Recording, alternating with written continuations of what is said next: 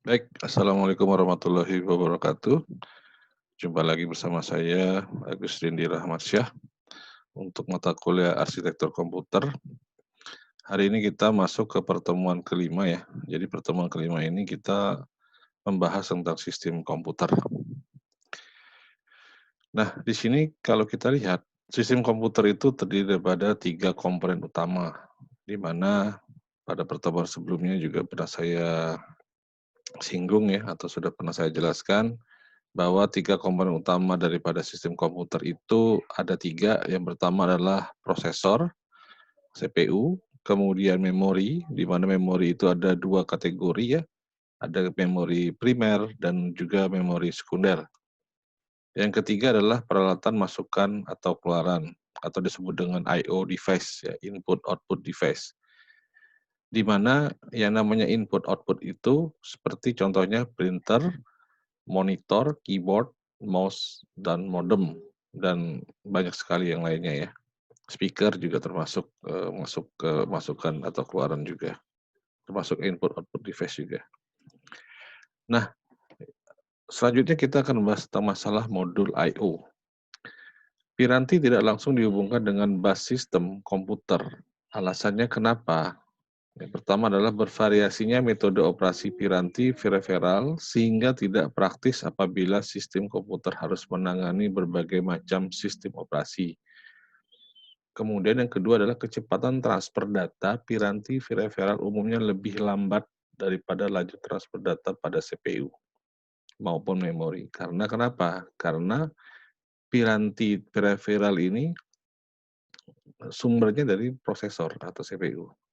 Justru itu dari kecepatan transfer datanya dia lebih lambat dibandingkan dengan prosesor atau CPU. Yang ketiga adalah format data dan panjang data pada piranti peripheral seringkali berbeda dengan CPU, sehingga perlu modul untuk menselaraskannya atau menyamakannya. Jadi format data itu harus sama ya dengan prosesor. Kemudian sistem masukan dan keluaran komputer. Inti daripada mempelajari sistem I/O suatu komputer yaitu adalah yang pertama adalah menjembatani CPU dan memori dengan dunia luar, bukan dunia lain ya. Tapi di sini diartikan adalah dunia luar. Jadi kalau kita lihat dunia luar daripada prosesor atau memori itu seperti apa? Printer, scan, dan lain-lain, speaker, dan sebagainya ya. Merupakan hal yang terpenting untuk kita ketahui. Mengetahui fungsi dan struktur daripada modul I/O tersebut. Nah, ini adalah gambaran ya, gambaran model generik daripada suatu modul I/O ya, di mana di sini adalah modul I/O-nya ya, atau I/O device-nya ya. Kemudian di sini ada bus system, ya. Bus system ini sebenarnya yang menghubungkan antara prosesor, memori ke modul I/O tersebut. Di mana bus system ini ada 3, ada namanya address bus atau address line, kemudian data line atau bus data, yang terakhir adalah bus control atau disebut dengan control lines ya. Nah, di sini jalurnya nih, kalau kita lihat di sini jalur, ya. Jadi jalur ini yang nantinya akan menghubungkan ke modul I/O tersebut, ya. Dan ini akan masuk ke sini, masuk ke sini. Nah, setelah sampai di sini maka akan diproses, ya. Diproses maka akan dikeluarkan ke link ke peripheral lainnya, ke perangkat yang ada di luar. Seperti itu. Jadi kalau kita lihat daripada gambaran dari model generik suatu modul I/O itu prosesnya seperti itu, ya. Kemudian yang selanjutnya adalah modul I/O adalah suatu komponen dalam sistem komputer yang bertanggung jawab atas pengontrolan sebuah perangkat luar atau lebih. Jadi dia bisa mengontrol perangkat, bukan hanya satu perangkat, tetapi lebih daripada satu perangkat juga bisa dikontrol oleh modul I/O tersebut. Bertanggung jawab pula dalam pertukaran data antara perangkat luar tersebut dengan memori utama ataupun dengan register-register CPU.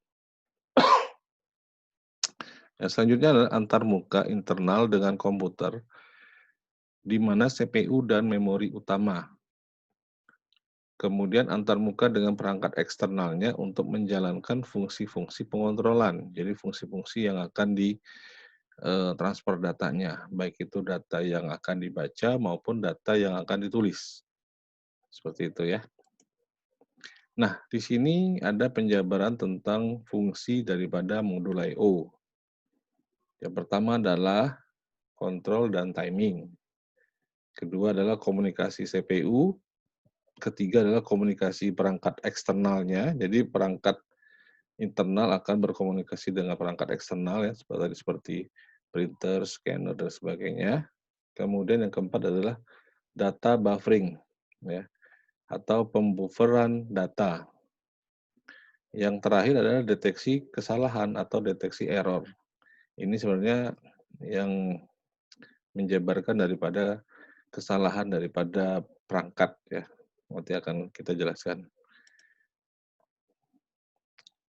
Selanjutnya adalah masih berhubungan dengan sistem komputer ya, di mana di sini adalah fungsi kontrol dan pewaktu atau kontrol dan timing merupakan hal yang penting untuk mensinkronkan atau menyamakan kerja masing-masing komponen penyusun daripada komputer tadi atau komponen-komponen pendukung perangkat komputer tadi.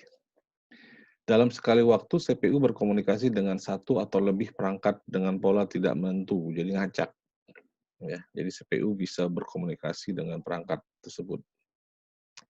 Dan kecepatan transfer komunikasi data yang beragam, ya, baik dengan perangkat internal seperti register, memori utama, memori sekunder, perangkat peripheral lainnya ya. Jadi kalau kita berbicara tentang memori sekunder itu memori pendukung, memori pengganti daripada memori utama seperti flash disk, disket dan sebagainya.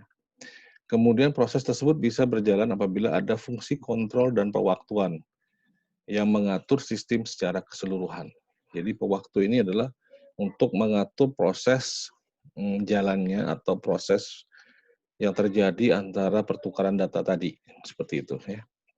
Nah, transfer data tidak akan lepas dari penggunaan sistem bus. Jadi untuk proses pentransferan tadi, dia harus membutuhkan yang namanya bus system, ya, di mana ada 3 kategori tadi, ada address bus, ada data bus, ada juga pengontrol bus atau kontrol bus. Nah, jadi ketiga kategori bus tadi itu mempengaruhi daripada penggunaan daripada sistem bus yang ada. Ya. Kemudian, maka dari itu, CPU dan modul I/O akan melibatkan kontrol dan pewaktuan sebuah arbitrasi bus atau lebih. Ya, seperti itu. Ya.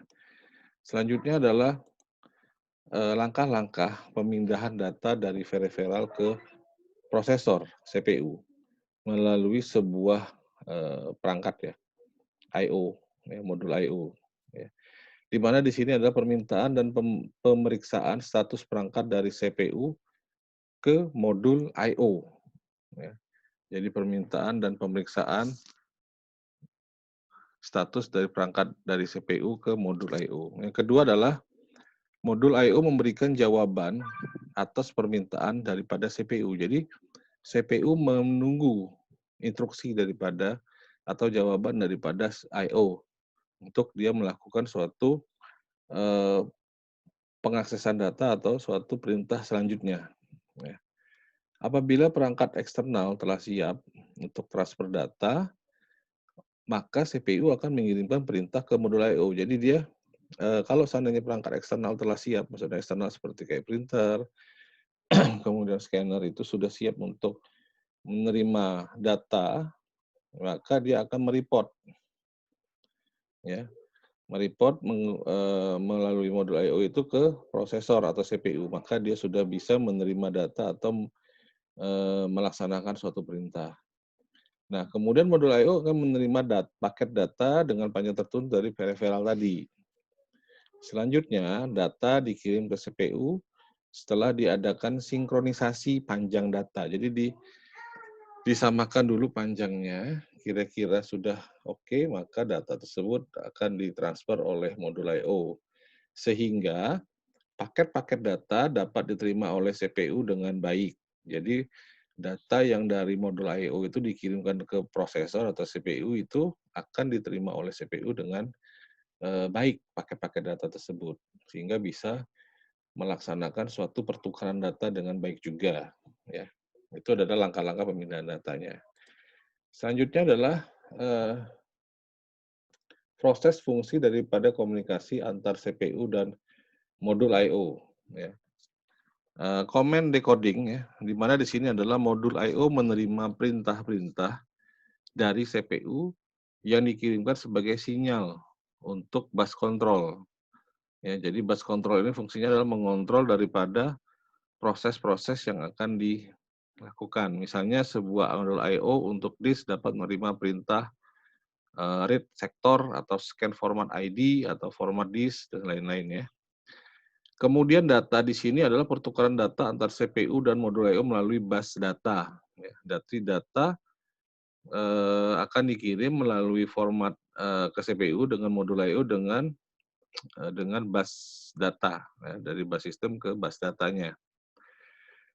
Kemudian ada status reporting.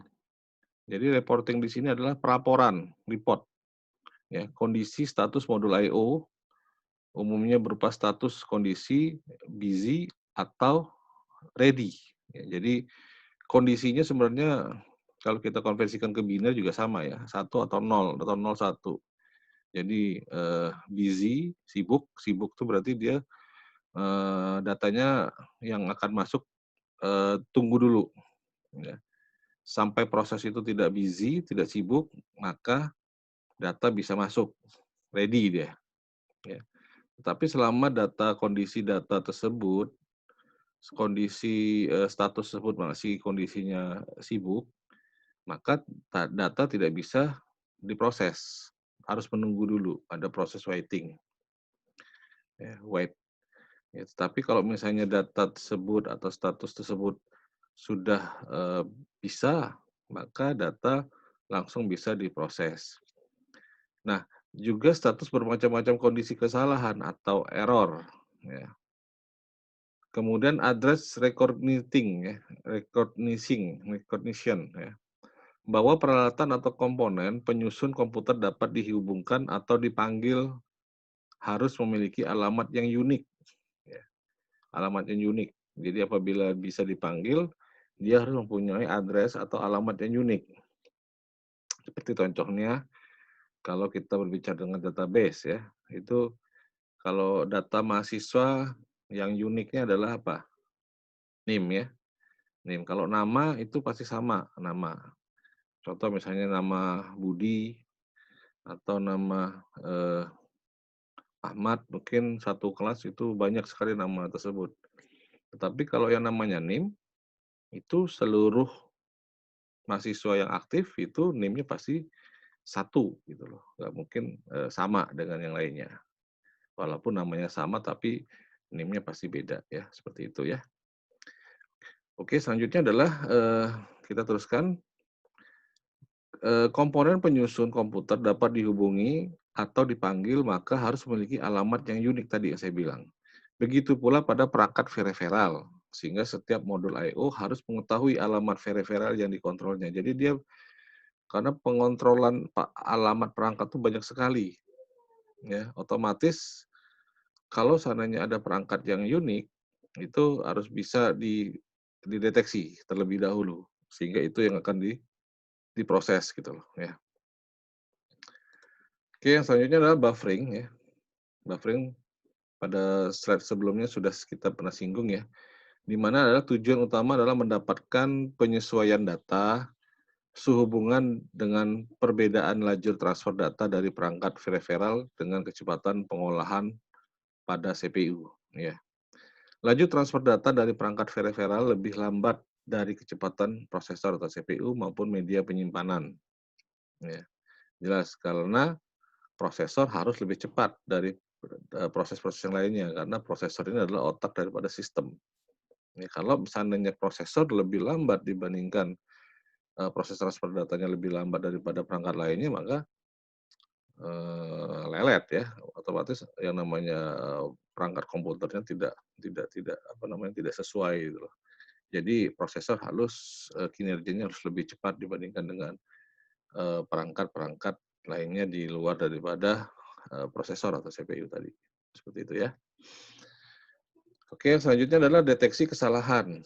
Ya, bila perangkat peripheral terdapat masalah sehingga proses tidak dapat dijalankan, maka modul I/O akan melaporkan kesalahan tersebut, akan memberikan report. Nah, contoh misalnya gini, di sini saya tuliskan atau saya jabarkan misalnya ada kesalahan pada printer, seperti contohnya kertas tergulung, pasti akan memberikan report atau kertasnya habis, tintanya habis, ya. Kemudian misalnya ada kesalahan misalnya dari perangkat eksternal flash disk yang Anda masukkan ke slot USB tidak terdeteksi.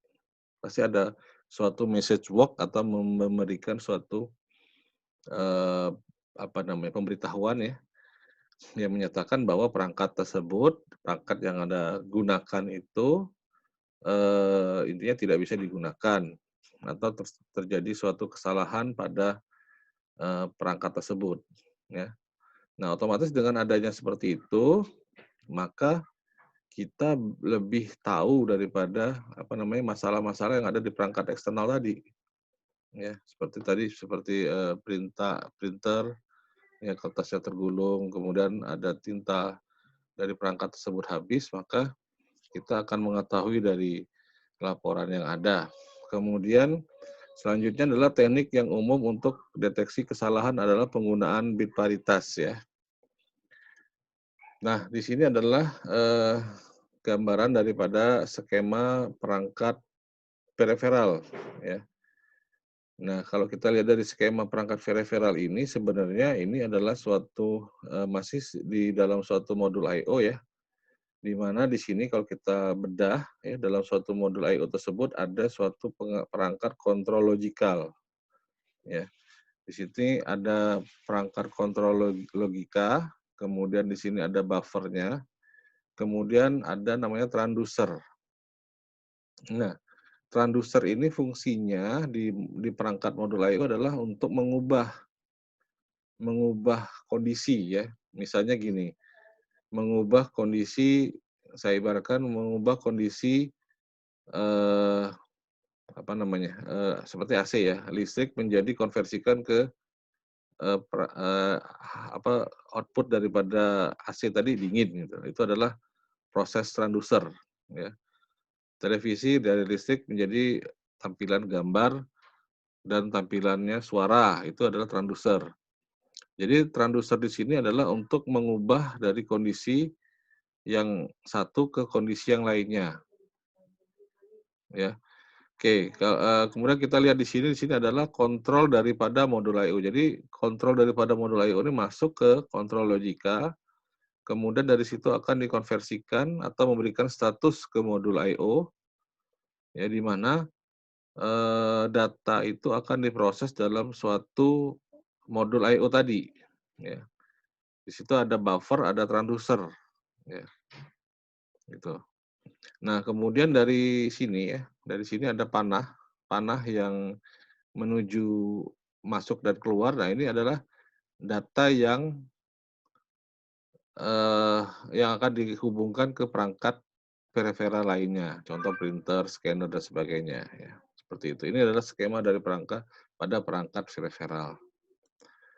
Kemudian adalah suatu perangkat eksternal terdiri daripada contoh signal. Ya.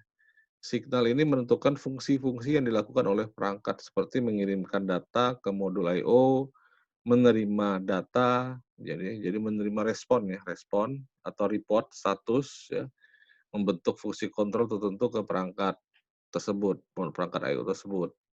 Ya. Kemudian signal status ya menandakan status perangkat misalnya tadi pada slide sebelumnya sudah kita bahas itu menyatakan dia perangkat tersebut sudah siap atau belum, ready atau non ready. Kemudian adalah kontrol logik berkaitan dengan perangkat yang mengontrol operasi perangkat dalam memberikan respon yang berasal dari modul I/O. Nah, kontrol logik ini adalah memberikan respon daripada yang berasal dari mana? Dari modul I/O bahwa perangkat tersebut bisa digunakan atau masih kondisinya sibuk gitu loh. Ya. Kemudian tadi transducer yang tadi saya bilang, transducer itu mengubah data dari energi listrik menjadi energi lainnya ya. Jadi contohnya sudah saya utarakan ya. Kemudian ada buffer. Buffer ini bukan wafer ya, tapi buffer ya. Buffer ini adalah menampung sementara data. Jadi dia menyimpan data sementara yang ditransfer di antara modul I/O dan dunia luar, bukan dunia lain ya, tapi dunia luar. Jadi dia menyimpan data tersebut, kemudian data tersebut telah tersimpan dalam kondisi beberapa eh, lama ya, tapi tidak terlalu lama ya, sehingga data tersebut akan dikeluarkan ke dunia luar tadi, ya. Gitu. Jadi untuk proses transit data lah intinya seperti transit data ya. Seperti itu. Tapi ukuran buffer ini umumnya tidak sebesar memori-memori yang utama yang lainnya ya, tapi dia hanya menyimpan sekitar 8 sampai 16 bit data ya yang disimpan dalam memori buffer tadi. Oke, yang selanjutnya adalah perangkat eksternal. Nah, kalau kita berbicara dari perangkat eksternal itu ada 3 kategori ya. Ada namanya yang pertama adalah human readable ya, di mana di situ contohnya adalah video display, terminal, VDT ya, dan printer itu adalah human readable. Jadi penggunaan yang sering beradaptasi dengan manusia ya. Kemudian machine readable ya, perangkat mesin ya. Seperti contohnya sekarang yang berhubungan dengan eh, robotik ya, kemudian berhubungan dengan perangkat perangkat elektronika ya, atau perangkat mekanik ya, seperti sistem robot ya untuk menggerakkan robot, atau biasanya mesin readable ini biasanya digunakan lebih lebih sering di perusahaan-perusahaan manufaktur ya. Seperti contohnya pembuatan apa namanya? eh motor gitu ya. Itu kan semuanya udah robotik semua. Automation ya, automation. Jadi dari segala pengencangan mesin dan pengecetan dan sebagainya itu udah menggunakan sistem robot semuanya. Ya, kemudian kalau di dalam komputer ya sistem disk ya, kita magnetik dan sebagainya ya. Kemudian yang ketiga adalah communication. Komunikasi itu komunikasi ya, komunikasi antara user dengan perangkat yang kita gunakan, atau istilah itu kalau misalnya di dalam mata kuliah sering kita ada mata kuliah namanya IMK, interaksi manusia dengan komputer. Nah, itu ada komunikasi ya, sebenarnya seperti itu. Kemudian keyboard dan monitor ya. Nah, bagi input keyboard, ketika sebuah tombol ditekan oleh user, maka hal ini akan menghasilkan signal listrik yang diinterpretasikan oleh transducer. Jadi dirubah dari keyboard, dari listrik ke dalam bentuk pola bit kode ASCII. Ya. Jadi saya ibaratkan apabila ketika pas kita menginput misalnya angka 2 di keyboard, angka 2 desimal itu akan dikonversikan ke dalam bentuk bahasa biner ya, ke ASCII tersebut dalam bentuk 0100 ya, biner ya, seperti itu. Karena perangkat komputer dia tidak bisa mendeteksi angka 2 desimal, tapi dia bisa melihat konversi daripada angka desimal tersebut dirubah ke dalam bentuk biner atau ke dalam bentuk bilangan kode ASCII. Ya, seperti itu. Nah, di dalam suatu komputer akan disimpan dalam kode ASCII yang sama. Pada output karakter-karakter kode ASCII akan ditransmisikan dari modul I/O ke perangkat eksternal. Kemudian transducer pada perangkat akan menginterpretasikan kode ini pada dan mengirimkan signal elektronik yang diperlukan ke perangkat output untuk menampilkan karakter tersebut, untuk membentuk fungsi kontrol yang diminta. Jadi fungsi kontrol-kontrol yang akan dikendaki ya, seperti itu. Kemudian disk drive. Nah, disk drive ini ada ada 2 kategori sebenarnya ya. Ada yang disebut dengan fixed head. Jadi fixed head ini kondisi pembacaan di dalam suatu disk drive-nya itu dia kondisinya kepala head-nya tetap tidak tidak movable atau tidak moving ya, tidak bergerak. Tetapi ada juga yang, disk drive yang kondisi kepala head-nya itu movable itu maksudnya bergerak. Dia bisa bergerak maju, bisa juga bergeraknya mundur, ya. Nah, kalau kita lihat di sini ada fixed head, di mana transducer mampu melakukan konversi dari pola-pola magnetik pada permukaan disk yang bergerak menjadi bit-bit pada buffer perangkat. Jadi ketika pas, motor menggerakkan disk, maka dia dari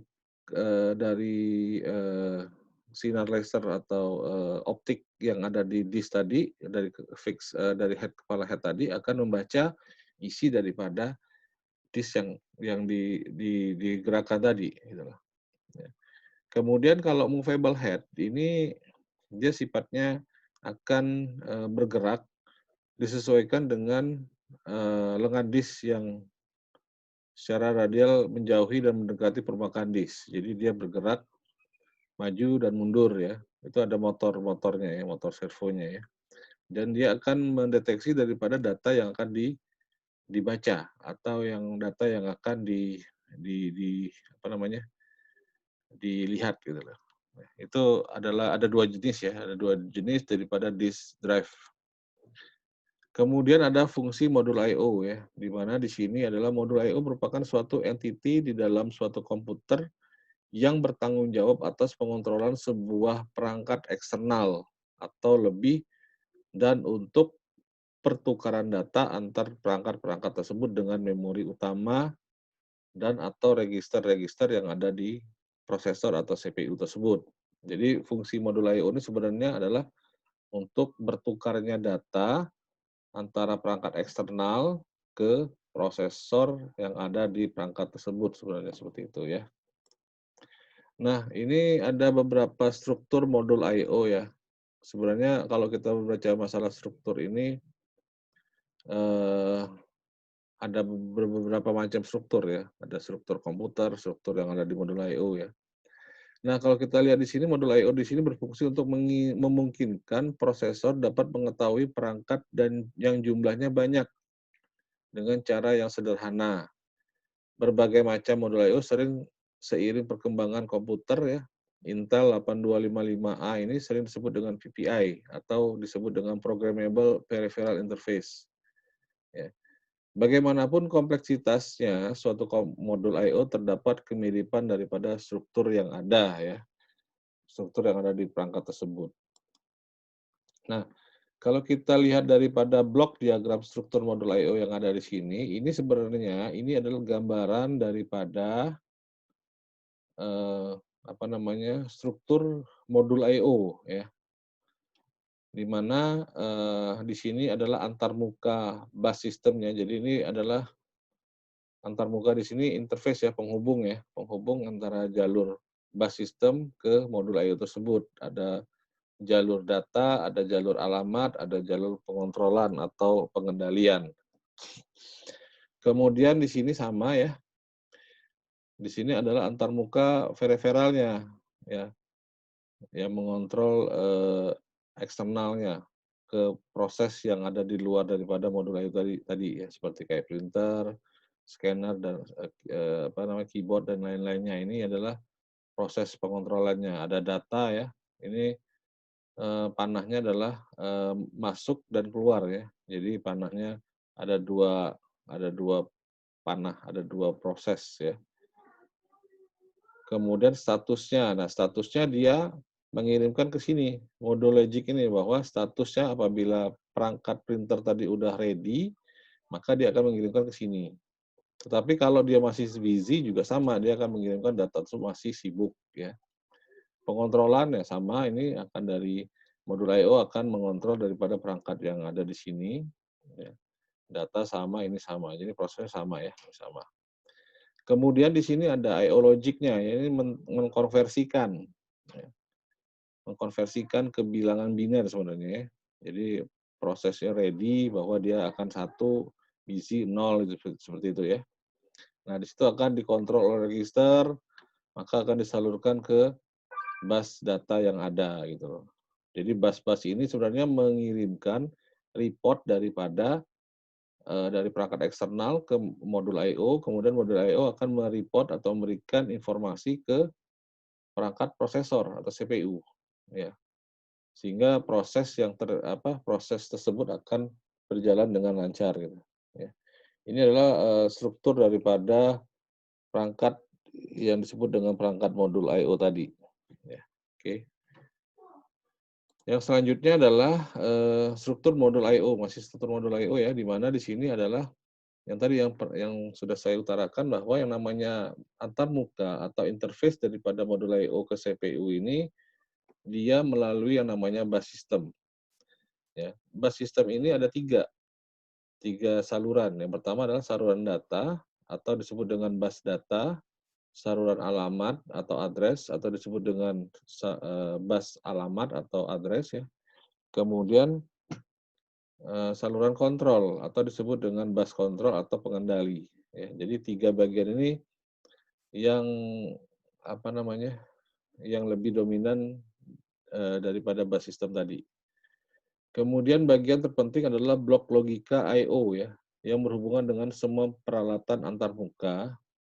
Terdapat fungsi pengaturan dan switching pada blok ini. Jadi switching di sini sebenarnya fungsinya adalah untuk, tadi yang menyatakan bahwa data tersebut busy atau ready gitu loh. Jadi dia, seperti satu atau nol, switching ya, switching. Jadi memberikan suatu status ya, statusnya sibuk atau tidak sibuk. Kemudian terdapat 3 buah teknik yang digunakan dalam operasi I/O ya, dengan menggunakan interrupt driven I/O, CPU mengeluarkan perintah I/O. Dilanjutkan dengan mengeksekusi instruksi-instruksi lainnya dan diinterupsi oleh modul I/O apabila instruksi-instruksi tersebut telah selesai dilaksanakan. Jadi prosesnya sangat teratur ya. Jadi, instruksi yang masuk diolah, setelah itu akan dikeluarkan, kemudian selama instruksi tersebut masih diolah, maka instruksi baru belum bisa untuk masuk, untuk mendahului untuk diolah gitu ya. Tergantung daripada nantinya apabila ada instruksi yang sifatnya emergensi, maka bisa didahului instruksi yang baru masuk tersebut. Tapi secara teratur sih lebih terstruktur ya, kalau dilihat dari proses pentransferan datanya. Oke, kemudian dengan menggunakan I/O terprogram dan I/O interrupts, maka CPU bertanggung jawab atas pengeluaran data dari memori utama untuk keperluan output dan penyimpanan data di dalam memori utama untuk keperluan input. Nah, alternatifnya dengan menggunakan apa? DMA. DMA di sini diartikan bahwa direct memory access ya. Jadi direct memory access ini sebenarnya proses yang dilakukan oleh memori dengan menggunakan yang namanya memori cache memory, ya. Jadi dia tidak menggunakan yang namanya memori utama, tapi dia menggunakan yang namanya cache memory. Nah, cache memory ini sebenarnya, proses yang dilakukan, eee, tanpa menggunakan, prosesor, tetapi dalam arti kata dia akan memberikan report setelah proses tersebut selesai, ya. Nanti di penjabaran di slide-slide selanjutnya nanti ada untuk penjabaran tentang masalah, direct memory access tersebut ya. Kemudian yang selanjutnya adalah data saling bertukaran antara CPU dan modul I/O. CPU mengeksekusi program yang memberikan operasi I/O kepada CPU secara langsung. Pertama adalah pemindahan data, pengiriman perintah baca maupun tulis, monitoring perangkat. Ya, ada 3 kategori tersebut. Nah, kelemahannya apa? CPU akan menunggu sampai operasi I/O selesai dilakukan modul I/O sehingga akan membuang waktu. CPU lebih cepat proses operasinya. Dalam teknik ini, modul I/O tidak dapat melakukan interupsi kepada CPU terhadap proses-proses yang diinstruksikan padanya. Seluruh proses merupakan tanggung jawab daripada prosesor sampai operasi lengkap dilaksanakan. Jadi sebenarnya yang namanya proses yang ada di ALU ya, Arithmetic Logic Unit atau proses yang ada di suatu struktur daripada sistem komputer itu sebenarnya Ujung-ujungnya prosesor akan bertanggung jawab dari pelaksanaan daripada, pertukaran data tersebut. Karena prosesor ini otak daripada sistem yang ada. Jadi dia akan lebih bertanggung jawab daripada perangkat-perangkat yang bekerja tadi. Ya, seperti itu ya. Nah, di sini, masih yang tadi ya, klasifikasi daripada modul I/O ya. Yang pertama adalah perintah kontrol ya, perintah ini digunakan untuk mengaktifasikan perangkat peripheral dan memberitahukan tugas yang diperintahkan padanya. Kemudian perintah tes, ini adalah perintah yang digunakan CPU untuk menguji kondisi status modul peripheralnya. Kemudian adalah perintah read, adalah perintah pada modul I/O untuk mengambil suatu paket data, kemudian menaruhkan dalam buffer internal. Kemudian ada perintah read, ya, perintah kebalikan dari read. CPU memerintahkan modul I/O untuk mengambil data dari bus data untuk diberikan pada perangkat peripheral tujuan data tersebut. Ya, jadi ada beberapa poin. Kemudian selanjutnya adalah instruksi-instruksi I/O. Ya, instruksi-instruksi ini dapat dengan mudah dipetakan ke dalam perintah-perintah I/O. Sering sekali terdapat korespondensi satu-satu yang sederhana. Ketika CPU, main memory, dan I/O menggunakan bus umum bersama-sama, maka akan dimungkinkan penggunaan dua mode pengalamatan. Ada dua ya. Yang pertama adalah memory map I/O, yang pertama adalah memory map I/O, kemudian yang kedua adalah isolate I/O. Ya. Ya, yang disebut dengan memory map I/O itu adalah terdapat ruang tunggal untuk lokasi memori dan perangkat I/O. CPU memperlakukan register status dan register data modul I/O sebagai lokasi memori dan menggunakan instruksi mesin. Ya. Kemudian konsekuensinya adalah diperlukan saluran tunggal untuk pembacaan dan saluran tunggal untuk penulisan. Jadi beda beda jalur ya. Ada untuk pembacaan, ada juga yang untuk penulisan. Ya. Nah, keuntungannya apa? Keuntungannya adalah efisiensi dalam pemrograman, namun memakankan banyak ruang memori alamat karena dia memisah ya. Ada saluran tunggal, ada saluran untuk penulisan, ada saluran untuk pembacaan ya. Itu keuntungannya. Kemudian kerugiannya, ruang memori alamat yang berharga akan habis terpakai. Ya. Jadi ada plus minusnya dari penggunaan memori map I/O tersebut. Kemudian isolate I/O, dilakukan pemisahan ruang pengalamatan bagi memori dan ruang pengalamatan bagi I/O. Kemudian dengan teknik ini diperlukan bus yang dilengkapi dengan saluran pembacaan dan penulisan memori ditambahkan saluran perintah output. Port-port I/O hanya dapat diakses dengan perintah-perintah I/O. Ya. Keuntungannya sedikitnya instruksi I/O. Ya. Kemudian yang selanjutnya adalah interrupt driver I/O ya, di mana di sini proses tidak membuang-buang waktu. Prosesnya adalah CPU mengeluarkan perintah I/O pada modul I/O, bersamaan perintah I/O dijalankan modul I/O, maka CPU akan melakukan eksekusi perintah-perintah lainnya. Jadi dia mengeluarkan perintah I/O, dia bisa mengeksekusi daripada perintah-perintah lainnya yang berhubungan dengan prosesor tadi atau CPU tadi. Apabila modul I/O telah selesai menjalankan instruksi yang diberikan padanya, maka instruksi pada CPU bahwa tugasnya telah selesai, maka dia akan memberikan informasi bahwa dia sudah menyelesaikan tugas tersebut. Seperti itu ya. Nah, perintah kendali masih menjadi tanggung jawab CPU, baik pengambilan perintah dari memori maupun pelaksanaan isi perintah tersebut. Terdapat selangkah kemajuan dari teknik sebelumnya. Yang pertama adalah CPU melakukan multitasking, beberapa perintah sekaligus. Jadi semua proses yang ada di apa namanya, dilakukan atau ditanggapi sama CPU tadi. Maka dari itu tidak ada waktu tunggu. Jadi semuanya dilaksanakan oleh CPU sehingga waktu tunggunya untuk proses proses tadi tidak ada, sehingga prosesnya sangat cepat sekali. Jadi tidak ada waiting waiting proses ya.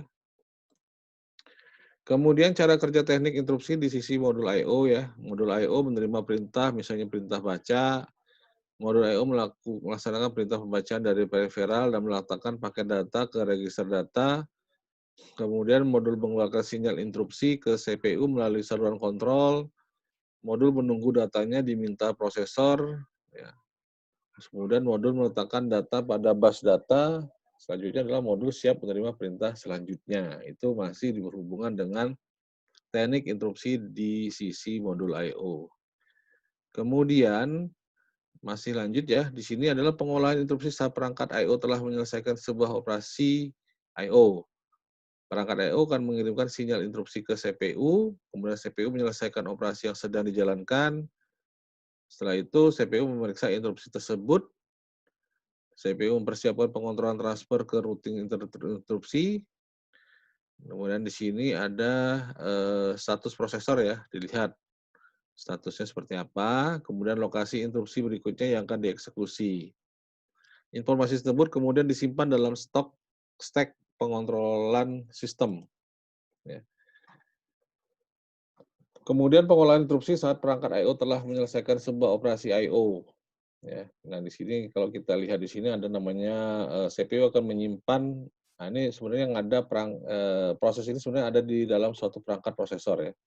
Jadi perangkat prosesor itu kalau kita bedah itu ada MAR, Memory Address Register, MBR, Memory Address Register, Memory Buffer Register, kemudian di situ ada program counter, ada instruksi register ya. Kemudian ada juga di dalam situ ada akumulator ya. Kemudian di situ ada juga yang namanya address register ya dan lain-lain ya banyak ya. Nah, eh mempersiapkan PC untuk menangani interupsi, CPU memproses interupsi sampai dengan selesai. Bila pengolahan interupsi selesai, maka CPU akan memanggil kembali informasi yang disimpan pada stack pengontrolan untuk meneruskan operasi sebelum interupsi tadi. Ya, jadi sebenarnya prosesor ini akan mengolah data yang sudah ada ya, yang sudah ada. Kemudian kalau data tersebut setelah selesai, maka dia akan meminta lagi data yang baru yang mau akan diproses gitu loh, seperti itu. Jadi prosesnya itu sebenarnya ada proses menunggu, ada juga yang, proses yang sekaligus dilaksanakan oleh prosesor. Tapi itu sebenarnya tergantung daripada data yang sifatnya emergensi atau tidaknya ya. Nah, kemudian kesimpulannya apa? Kesimpulan dari pertemuan kelima ini sebenarnya yang pertama adalah modul I/O merupakan peralatan antarmuka atau disebut dengan interface bagi sistem bus atau switch sentral dan pengontrolan satu atau lebih perangkat periferal. Kemudian modul I/O ini adalah suatu komponen dalam sistem komputer yang bertanggung jawab atas pengontrolan sebuah perangkat luar, ya, atau lebih dan bertanggung jawab pula dalam pertukaran data antar perangkat luar tersebut. Jadi modul I/O ini sebenarnya memberikan menjembatani hubungan antara perangkat luar ke perangkat eksternal yang ada di komputer. Kemudian dia juga memberikan pertukaran data ya, pertukaran data daripada perangkat luar ke perangkat yang ada di dalam perangkat komputer tadi, seperti itu. Baik, mungkin itu aja untuk pertemuan penjabaran secara singkat dari pertemuan kelima hari ini. Mungkin kalau untuk lebih detailnya Anda bisa mempelajari slide yang sudah saya upload ya. Mungkin Anda bisa baca-baca lagi materi-materi yang ada yang sudah saya upload. Kalaupun seandainya ada yang belum dipahami atau belum bisa dimengerti, bisa langsung WA atau menghubungi ke nomor handphone atau email yang sudah saya masukkan atau sudah saya infokan. Akhir kata saya ucapkan terima kasih. Wabillahi taufiq wal hidayah. Wassalamualaikum warahmatullahi wabarakatuh.